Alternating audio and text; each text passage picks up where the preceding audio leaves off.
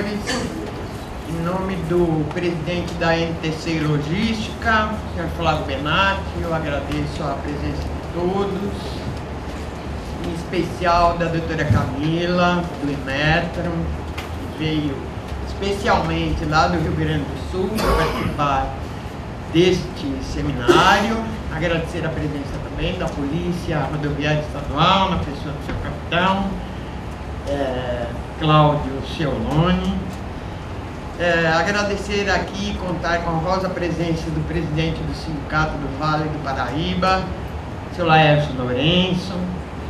Agradecer também a participação especial do Silvio Patente, que é da ABTLP, e da Rosa, do sindicato lá de Rio Preto, que também se deslocou até aqui para poder participar desse seminário.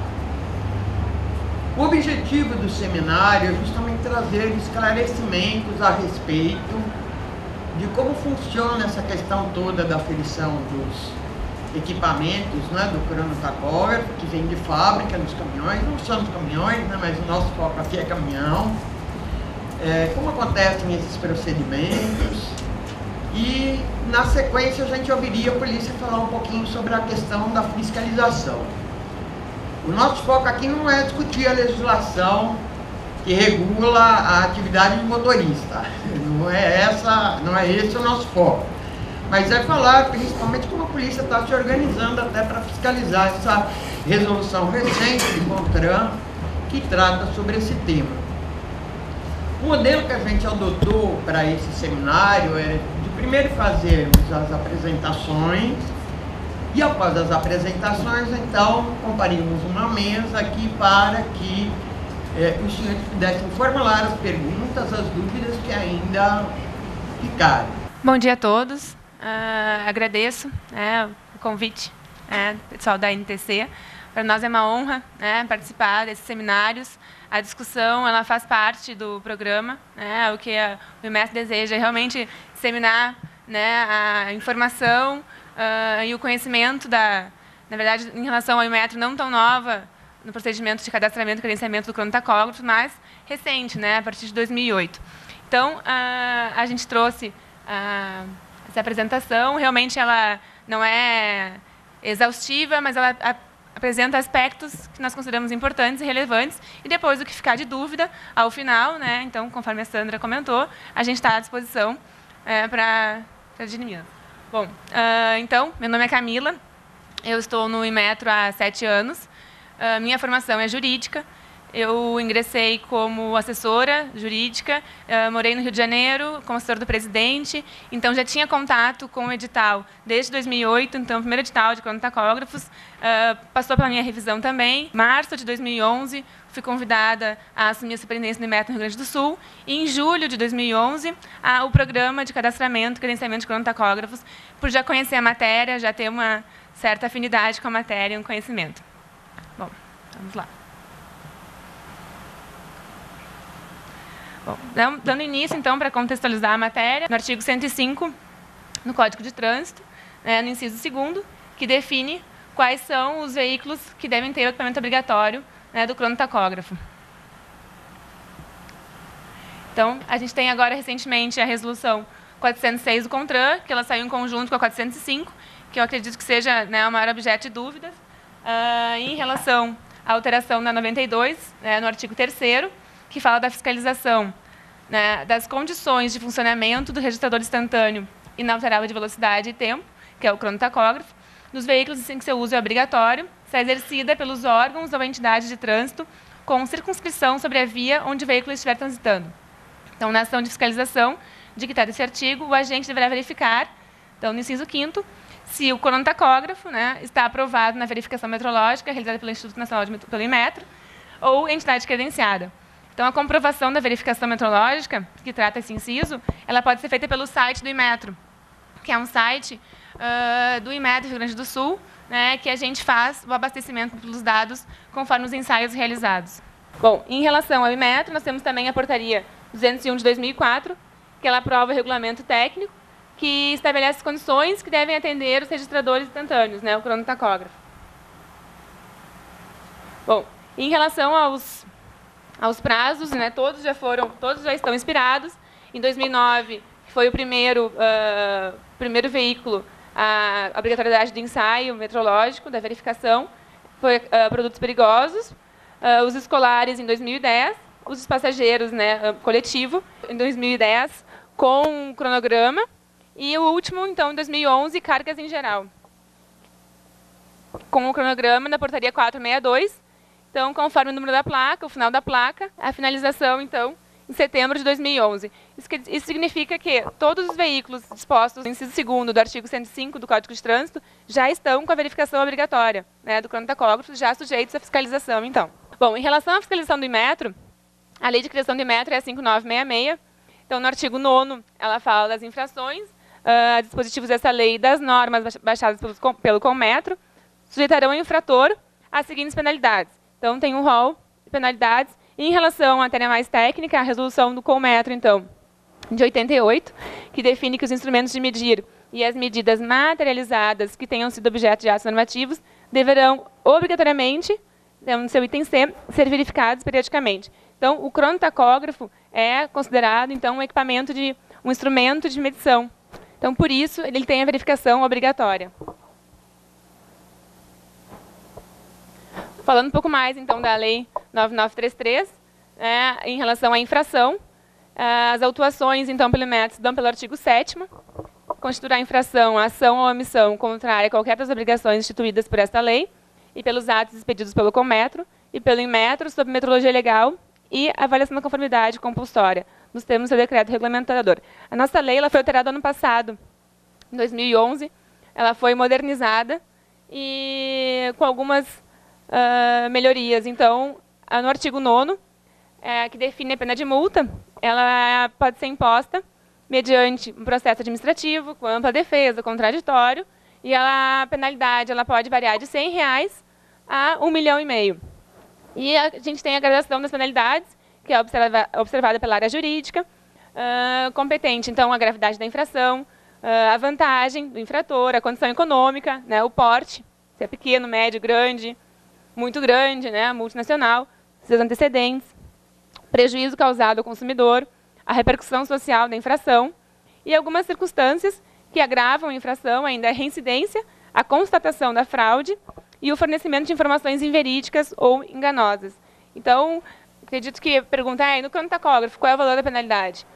Isso varia, né, como está escrito ali, de 100 a R$1,5 milhão. Ela tem que ficar numa média primário, né, pequeno porte, enfim, usuário particular, pessoa física, fica em torno de R$700. E isso ela vai sendo majorada conforme esses aspectos, né, a reincidência, porte econômico e, enfim, informações inverídicas, enganosas, digamos, um selo falso, isso tudo, ela pode ser majorada. Bom, em relação aos postos de selagem de ensaio no Brasil, o nosso programa, ele é um programa iniciado em 2008, como eu falei, é uma parceria do Inmetro, é uma parceria público-privada. Então, a gente faz o cadastramento e o credenciamento de empresas. Então, postos de selagem, que seria a primeira etapa, cadastrados pelo Inmetro, nós temos um número hoje de 853. Postos de ensaio credenciados pelo Inmetro, nós já estamos com 167. E nós temos ainda os postos de verificação do próprio Inmetro, que são através dos órgãos delegados, no número de 12. E ainda nesse exercício de nesse ano ainda de 2012, nós temos 121 autorizações já homologadas por mim para novos postos de ensaio em todo o país. Aqui a gente tem, então, um mapa atual por região. Aqui a gente pode ver ainda que nos estados do Norte e Nordeste não temos ainda uma adesão a postos privados, mas a ideia, então, é que nos locais onde não houver interesse do privado, o Inmetro, através dos órgãos delegados, implante, faça a implantação dos postos nessas regiões, para que sejam atendidas também. Em relação a São Paulo, nós temos 284 postos de selagem cadastrados e 51 postos de ensaios credenciados. E dentro daquele contexto que eu falei de 121 homologações, nós temos um pedido de mais 39 postos em São Paulo. Então, dentro daquele universo de 121, 39 são em São Paulo. Bom, em relação à fiscalização de cronotacógrafos, Em 2011, nós fizemos 5.231 fiscalizações e, em 2012, já fizemos mais de 20 mil. O porquê? Bom, o Inmetro entende que esse programa ele depende do conhecimento do público, depende, né, do amplo conhecimento. E, através da fiscalização, a gente vai conseguir o nosso objetivo, que realmente é promover a segurança nas estradas, né? E agora tem essa questão também, que a 405 trata do Estatuto do Bom Motorista, que também vai ser utilizado esse mesmo instrumento. Então, a gente atua com os órgãos delegados através de um convênio com um plano de trabalho técnico. E no plano de trabalho agora de 2012, então todos os estados estão contemplados com a necessidade da fiscalização. Então, todos os estados têm um número de fiscalizações e, por isso, esse aumento já em meio ano, né? Nesse semestre de 2012 já houve esse aumento considerável. Bom, em relação à fiscalização, as autuações que decorreram da fiscalização, em 2011, quase 3 mil, e em 2012 já ultrapassam 6 mil. Então, realmente, a gente vê que o programa ainda, digamos, tem um universo grande de veículos ainda a serem verificados. Bom, aí então a gente abre por região. Na região centro-oeste, no período então, de setembro a dezembro de 2011, 372 fiscalizações no centro-oeste, no nordeste 328, no norte nós tivemos um probleminha, peço desculpa, na importação desses dados, o pessoal estava importando através do site, e nós temos um sistema específico para importação, então até, acho que semana que vem, nós já teremos esses dados da região norte, sudeste então, 327, e no sul, 4.204. Isso no ano de 2011, né, totalizando mais de 5 mil fiscalizações.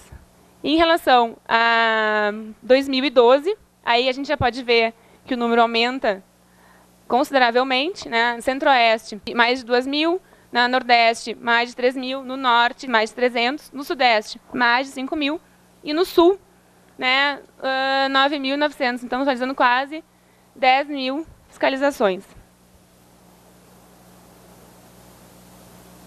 Na região de São Paulo, então nós temos, no período de 2011, especificamente 3.172 fiscalizações, que decorreram, então, 1.279 autuações. Já em 2012, foram feitas quase 3 mil fiscalizações, com um total de 856 autuações. A gente já vê, então, uma queda em relação à região de São Paulo, ao número de autuações, proporcional, né? Nossa fiscalização, ela ocorre em diversos locais. Nas rodovias, nós não temos o poder de polícia para paralisar o veículo. Então, nas rodovias federais, estaduais e municipais, a gente atua em conjunto com as polícias. Então, a polícia faz a paralisação do veículo e a gente, então, conversa com o motorista e para ver a possibilidade, então, tem certificado, não tem, é feito dessa maneira. No entanto, nos demais locais, na empresa de transporte de carga, a gente vai no estacionamento, daí nós temos o poder de polícia administrativa para ingressar nos locais, né, nos estabelecimentos, conforme o artigo 5º da Lei 9933. Então, a gente pode entrar no estabelecimento e fazer a fiscalização. Então, empresa de transporte de carga, empresa de transporte coletivo, né, também no âmbito de concessionárias do município, concessionárias do estado, né, ônibus, impostos de serviço, postos, né, de combustível na estrada. Então, o veículo parado, a gente pode fazer a fiscalização. Em portos secos também, né, aguardando a carga. CEASAs também, em centrais de abastecimentos, nós também fazemos. E aproveitamos também o veículo parado. Em escolas, Kombi escolar, van escolar, também é necessária a verificação. E também em terminais de cargas perigosas. A gente vai estar aí à disposição para dúvidas, né? Eu quis realmente me atrelar à parte legal, né, do programa. Enfim, eu acho que as dúvidas agregarão maior importância. Eu agradeço, muito obrigada e fico à disposição.